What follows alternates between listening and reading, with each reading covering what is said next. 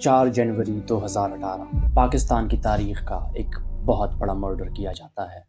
कल आफ्टरनून में उसकी डेड बॉडी एक कूड़े के ढेर से वहां से रिकवर हुई और वो लाश 5 दिन बाद एक कचरे के ढेर से बरामद की जाती है। पूरे पाकिस्तान में तहलका मच जाता है।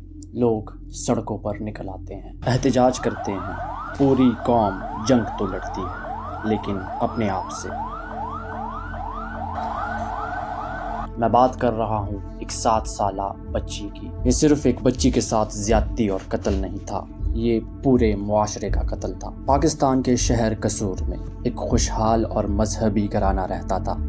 इसी घर में एक नन्ही सी बच्ची थी, ज़ैनब अंसारी। मासूम, हंसती खेलती, अपने घर की सबसे छोटी और सबकी लाडली। उसके वालिदैन उम्रा की अदायगी के लिए सऊदी अरब जाते हैं और अपनी बेटी ज़ैनब को अपने रिश्तेदारों के घर छोड़ जाते हैं। लेकिन उन्हें क्या मालूम था कि ये सफ़र उनकी सबसे कीमती चीज़ उनसे छीन लेगा। एक आम दिन, एक आम मामूल। ज़ैनब हमेशा की तरह कुरान पढ़ने के लिए मदरसा जाती है, लेकिन इस दिन वो वापस नहीं आती।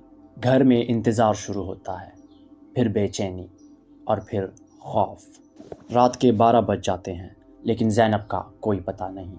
पुलिस को इत्तला दी जाती है, लेकिन इब्तिदा में इस केस को वो संजीदगी नहीं दी जाती जो दी जानी चाहिए थी। फिर एक सीसीटीवी फुटेज सामने आती है जिसमें ज़ैनब एक नामालूम शख्स के साथ जाती हुई नज़र आती है, और यही वो लम्हा था जब ये केस गुमशुदगी से बढ़कर एक सानहा बन गया।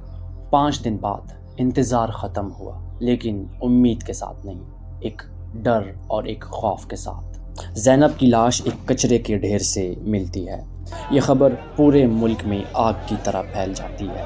लोग सड़कों पर निकल आते हैं। हर तरफ एक ही आवाज़ गूंजती है, जस्टिस फॉर ज़ैनब। तहकीकात शुरू होती हैं और बाला आखिर एक नाम सामने आता है, इमरान अली। एक ऐसा शख्स जो बज़ाहिर आम था, लेकिन हकीकतन एक दरिंदा था।